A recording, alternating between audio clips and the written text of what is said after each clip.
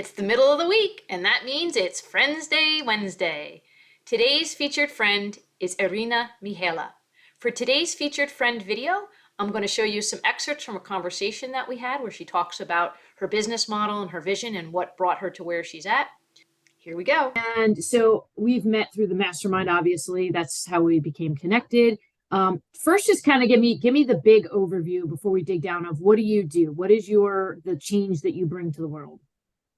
Yeah, so my name is Irina Mihaela, and I'm known as the entrepreneur enlightener. And so I work with executives to elevate their purpose in their business, the peace within the team and within themselves, and also the overall profit so they can keep growing their company while maintaining their well-being. Wow. Yeah. That's awesome. Now, what got you into that? Like, was it like a gradual process, or one day you were like, I need to do this? So I used to work in nuclear engineering, and I went all the way through the ranks. After a while, I discovered that engineering is not my personality. So I took the leadership route. So I became section head, then manager, then senior manager, and I went all the way up to the director level. And that was where I've learned a lot of the leadership and took all the courses. Like, I was one of those crazy people that took all the courses that were offered in management, everything to do with managing leaderships through relationships, everything that was, because it was my passion. And I'm going to backtrack even further. I grew up in a difficult situation, in a dysfunctional family. So always psychology and what makes people do the right thing or the wrong thing always interested me. So that's why I like the leadership route. But in my job, leadership and people management was just 1/3 of the job. The other was technical and other work. And I realized through some spiritual epiphanies, actually, that my path is someplace else. Were people feeding that into you? Like, were you hearing people saying things that were affirming that for you, where you could tell, like, it was just continuing to reinforce that's where you belonged? Well, I had a passion. Everything that I did in my job, I had a passion for career advancement for the people that work with me. So I had like that passion of personal development, of like maybe a little bit too much of it for what was calling that career. But I had a passion. But the truth of the matter is that I had like a huge spiritual awakening epiphany at one conference, like a Hay House conference. Okay. And it came to me that my life needs to be about peace, and I was doing it all wrong. Because you've been in corporate, I was fighting a lot, and because of my upbringing, I had like this fight to survive kind of personality. And my life is to be about peace. And funny, my name Irina means peace in Greek. And I was very feisty, like, and very much like feisty. That was my approach to life. And also, you asked me what else happened during that time. Also, my father passed away, and my father was one of the person who beat me up. Okay. So I had like a big spiritual, like, emotions and release and everything of that nature. So that was kind of it was a deep, deep awareness and deep knowing. Wow, that's a lot. And this is all happening to you at a conference. And so what made you pivot from there? Because obviously there was a process, right? From that awakening, that moment to you to saying, this is what I'm going to do for other people. You probably had some experience in your journey, and you were like, okay, yeah, I've been really good at this. Right? Or was it really, you were just like, okay, this is what I have to do? It was very clear. Yeah. So once my father passed, and I felt like this huge confusion, emotion. Also at the same time, I don't know if I was guided, but earlier that year, I signed up for strategic intervention coaching with Tony Robbins, not knowing that any of this would happen. It was previous months, and I signed up, and it was like a big undertaking. Like, it was like a big training, not like serious training.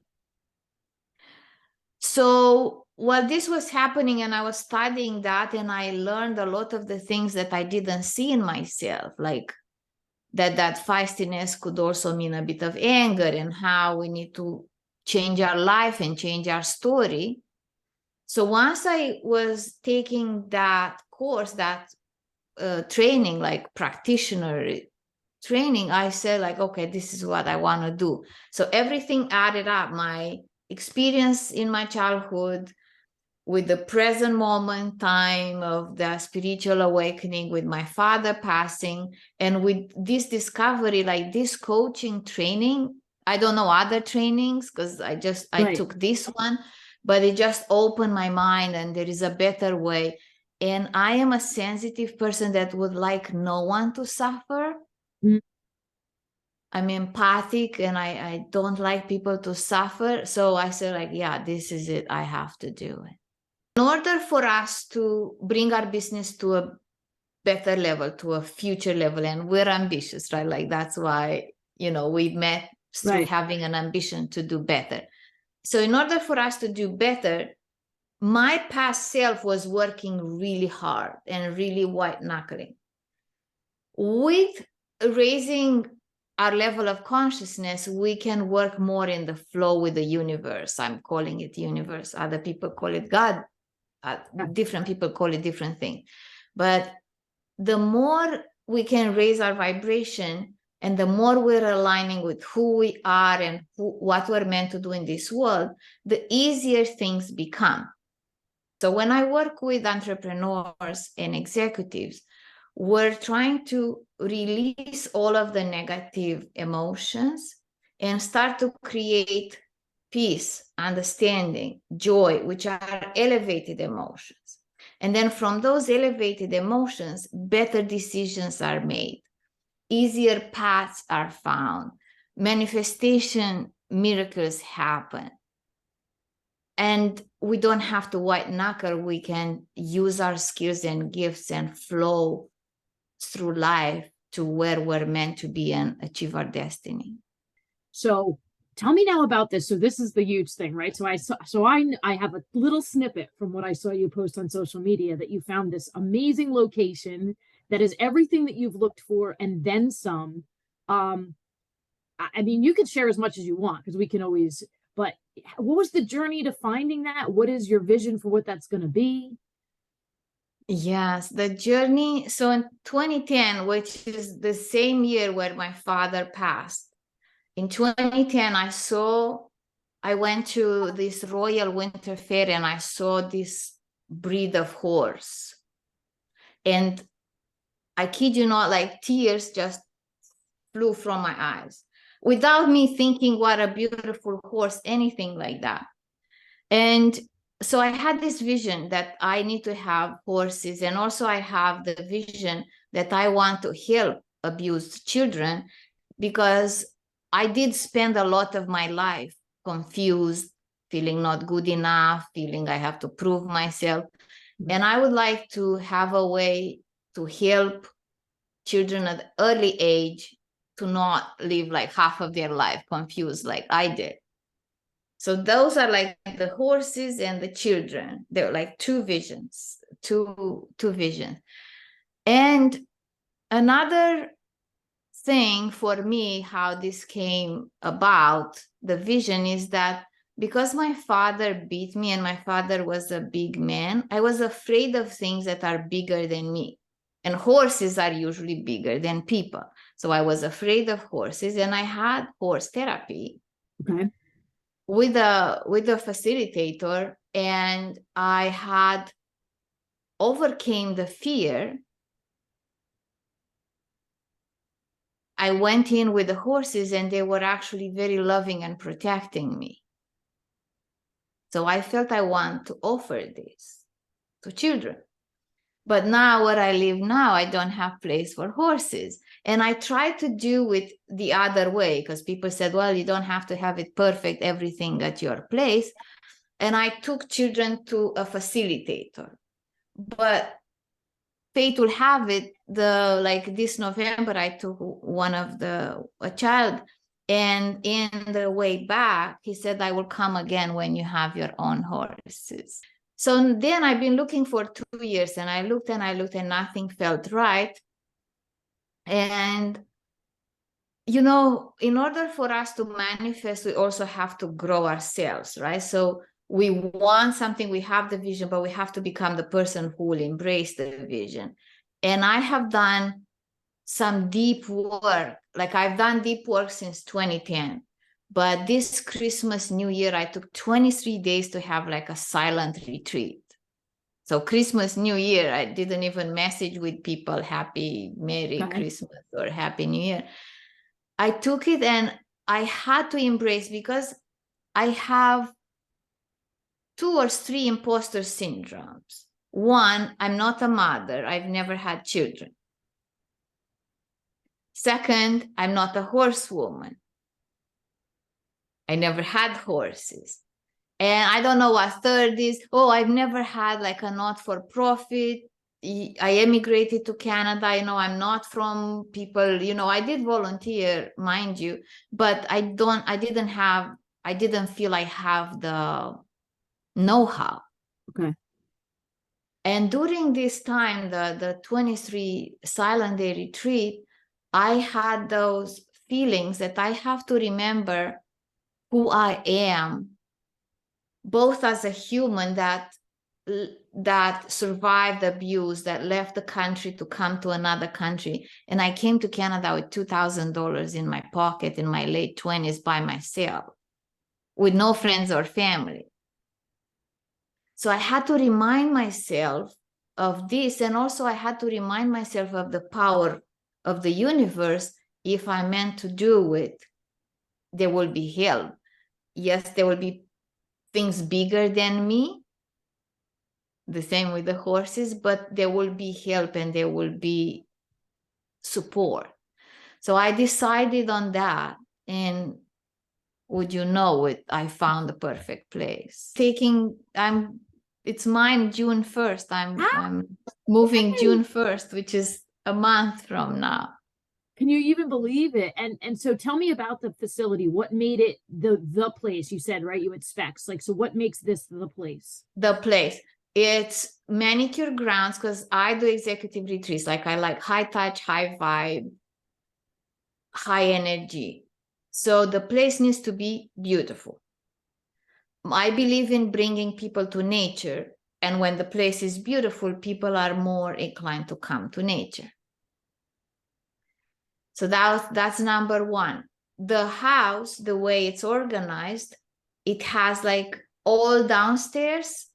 It's that facility that I was looking. Big room with a wet bar, like it's self-contained, like there I can do a gathering there.